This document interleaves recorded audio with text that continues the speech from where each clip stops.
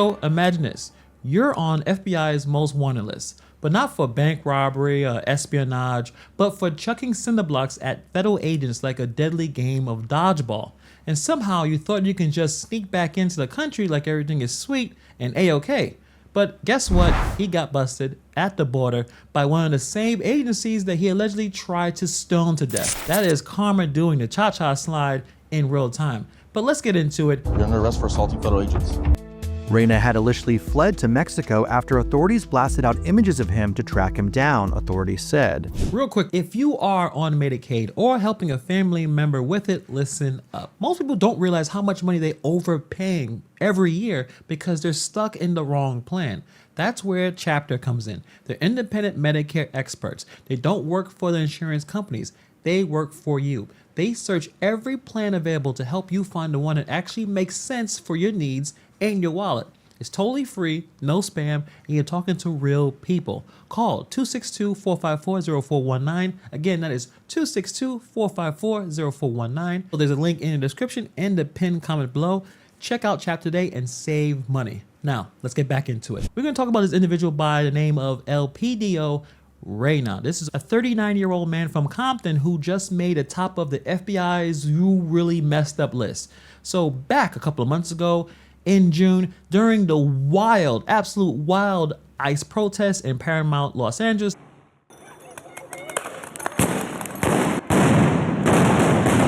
we're talking about fire, broken windows, riot shields, and Elpidio allegedly hurling bricks and cinderblocks at government vehicles like he was auditioning to play for the Rams.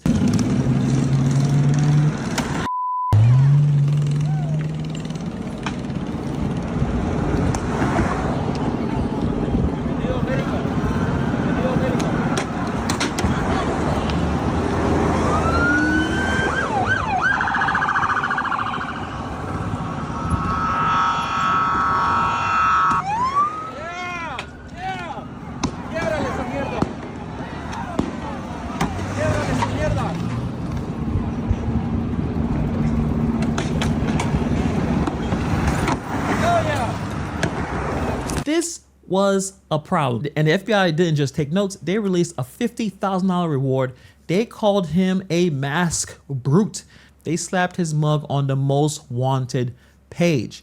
And then over a month, he completely vanished. According to surveillance and drone footage, he was wearing a full black outfit and mask, seen physically breaking concrete slabs and then tossing chunks of brick at passing DHS vehicles, allegedly helping distribute protective masks to fellow rioters.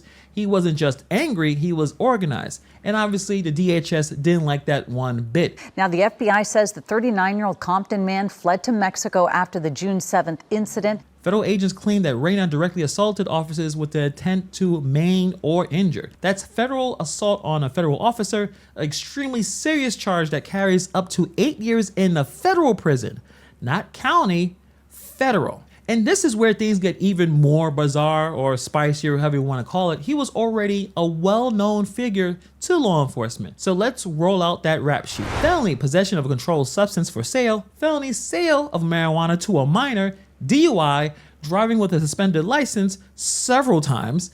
This wasn't just a one-time rage moment. This dude was just a criminal for over a decade. So let's be clear. This isn't some misunderstood activist. This isn't someone caught up in the movement and got too emotional and made one bad choice. This individual had a pattern, a record, a resume that reads more like a parole board's nightmare than a civil rights case study. The media might toss around words like protester or demonstrator. This person is a criminal who used a political flashpoint as a cover for violence. He didn't bring a sign, he brought a cinderblock. That's not activism, that's assault. There's people out here fighting for real causes. Immigration reform, justice system changes, human rights. But when someone like Reyna shows up masked, armed with bricks, ready to fight, ready to riot, he's not helping. He's hijacking the message and giving a lot of people, a lot of opponents, ammo to say, see, this is how they're all behaving. The truth is, you don't get 5 felonies and then magically turn into Martin Luther King. Elpidio wasn't there to protest, he was there to do what he always done, cause a lot of chaos and run. Only this time the feds were faster. So after that riot, Elpidio went ghost. No Instagram, no burner phone pics, none of that type of stuff. Dude went full Jason Bourne and then allegedly escaping to Mexico. The FBI, DHS, and the Border Patrol launched a multi-agency manhunt. They even pulled out the big guns with the $50,000 bounty for information. Posters were up, surveillance photos went viral, and the tips start flying in. But then one day, homie just showed up at the port of entry, the busiest border crossing of the Western Hemisphere, and turned himself in. Why? Well, it looks like word is that Mexican authorities already caught up with him, and he had not much of a choice. He might as well just give himself in. You're under arrest for assaulting federal agents. Reyna had initially fled to Mexico after authorities blasted out images of him to track him down, authorities said. He was detained by Mexican authorities in the state of Sinaloa earlier this month, but later agreed to surrender to the FBI. Reyna was taken into custody at the San Isidro port of entry on a felony charge of assault on a federal officer, authorities said. To anyone who thinks they can attack federal officers and hide behind a mask or helmet, Reyna's arrest today proves we can find and charge anyone who violates federal law, as Saley said. While Attorney General Pamela Bondi also hailed the arrest, warning, you can run, but you can't hide. And the interesting plot twist is the Border Patrol agent who arrested him was the same guy whose vehicle he allegedly bricked during the riot. You really can't make any of this up. But there's one thing that's clear. This dude's protest tactics earned him a potential decade behind bars. And if this whole summer of Crash House is supposed to be sending some kind of message to ICE or federal government, it's not really landing. So I've been checking out a lot of comments, just the understanding of what most people are talking about. And I feel like most Americans still support immigration control. Despite some of the social media stuff and the rants on TikTok and all the other type of things, polls keep showing the same thing, that the average voter wants secure borders. They may not necessarily agree with every single ICE tactic, but they're not lining up to abolish the agency either.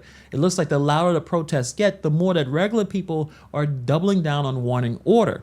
Especially here in New York City, after a federal agent here got shot in the face by illegal immigrants in New York, there's more ICE here as well. So these riots, these crimes, they're not scaring ICE. It's just strengthening ICE's narrative. The agency can point to the footage of cinderblocks flying and say, see, we are in a thin line between chaos and safety. Reyna and others may think that they're striking a blow against the system, but they're not really doing too much. Really, they're just muddling the waters for activists and people who are trying to work through legal and political channels to try to make some changes. Instead of exposing ICE, these attacks just justify ICE being there in the first place. Look, civil disobedience is as American as apple pie, as they call it, right? But when you start throwing cinderblocks at federal agents, the FBI tends to frown upon that. What do you guys think about this crazy story? Let me know in the comments below. And if you're interested in this type of content, hit the subscribe button. All your support is greatly appreciated. Thank you for taking the time to watch this video, and I'll see you guys in the next video.